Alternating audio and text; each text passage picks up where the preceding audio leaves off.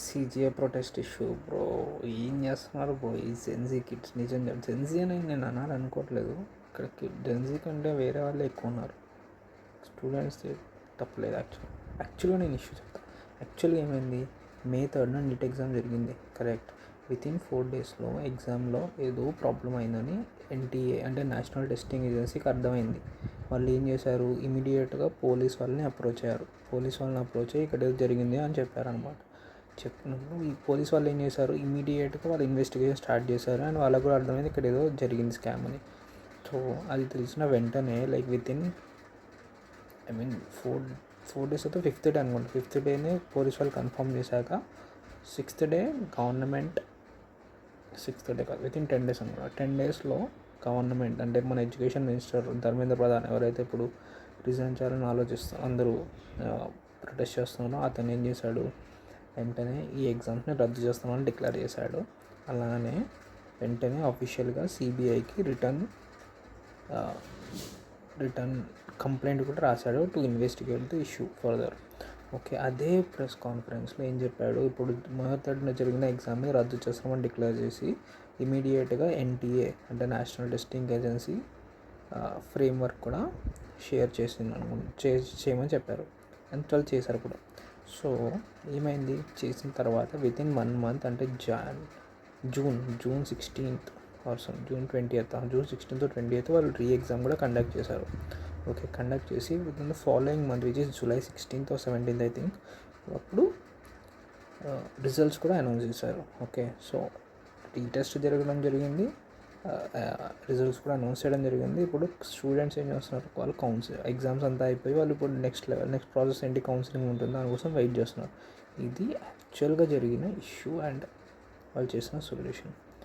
So ఇప్పుడు main ఇష్యూకి వద్దాం. Main issue ఏంటి, పేపర్ లీక్స్ అవ్వడం వల్ల ఏమవుతుందంటే నెక్స్ట్ ఇయర్ ఎగ్జామ్ రాసే స్టూడెంట్స్ కూడా చాలా ప్రెషర్ ఫీల్ అవుతారు, చాలా యాంగ్జైటీ ఫీల్ అవుతారు, ఏదో ఎక్కడో మళ్ళీ ఏదో ఫ్రాడ్ జరుగుతుందేమో అని. సో దానికోసం గవర్నమెంట్ ఏం చేసిందంటే, యాక్చువల్గా ఇది ఎప్పుడు జరిగింది అంటే ఈ press conference 10 days main exam cancel అయిన 10 or 15 daysలోనే వాళ్ళు ఇంకో ప్రెస్ కాన్ఫరెన్స్ చెప్పి అక్కడ education ministry and IIT, AIIMS, NCERT, CBSE దాని అందరి కోసం ఉన్న మినిస్ట్రీస్ వాళ్ళు ఏం చెప్పారంటే, ఇప్పటి నుంచి నేషన్ వైడ్ జరిగే ఎనీ ఎగ్జామ్ సిబిటి ఉండబోతుంది, అంటే కంప్యూటర్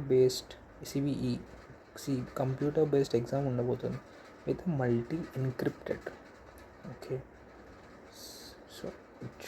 సో సిబిఐ అంటే కంప్యూటర్ బేస్డ్ ఎగ్జామ్ ఇప్పటి నుంచి ఎవ్రీ నేషనల్ లెవెల్ ఎగ్జామ్కి ఉండబోతుందని కన్ఫర్మ్ చేశారు. సో ప్రాబ్లమ్కి they have identified a solution and it's a permanent solution. So దాంట్లో ఇంకా లీక్ అనేది ఉండదు అనమాట. సో ఆ విధంగా వాళ్ళు సాల్వ్ అయితే చేశారు ప్రాబ్లమ్ని.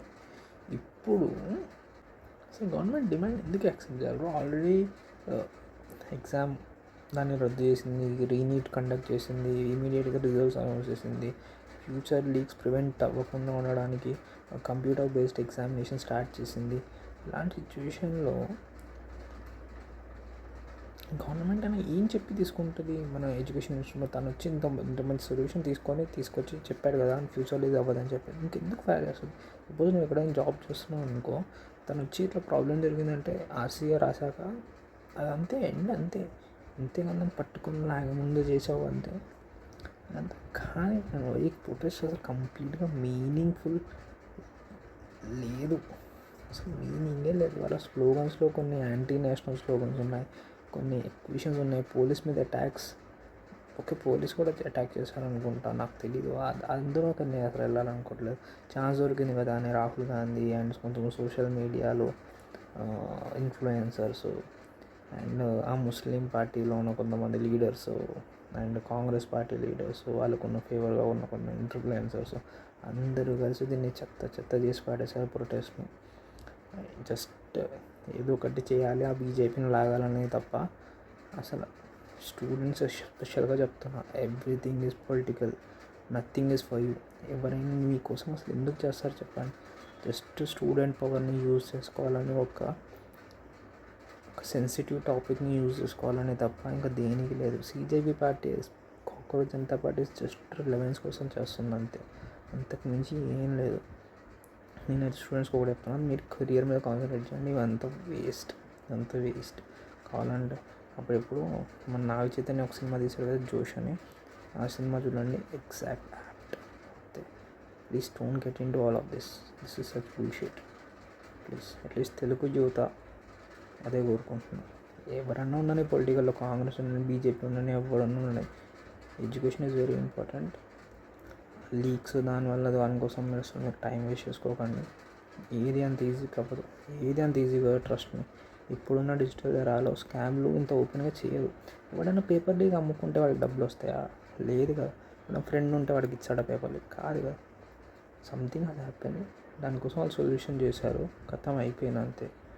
ఇంకా మీకు ఖచ్చితంగా కావాలి, ఖచ్చితంగా నేను గొడవ పెట్టుకోవాలనుకుంటే క్యాస్ట్ బేస్డ్ మెరిట్ సిస్టమ్ని తీసేయమని ప్రొటెస్ట్ చేయండి.